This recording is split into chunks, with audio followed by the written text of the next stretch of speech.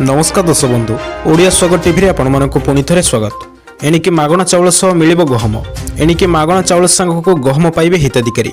तेबे दर्शक बंधु कौन रही पूरा अपडेट जानिया पूर्व वीडियो गोटे लाइक कर दे चैनल को सब्सक्राइब कर बेल आइकन को दबाई रखिए।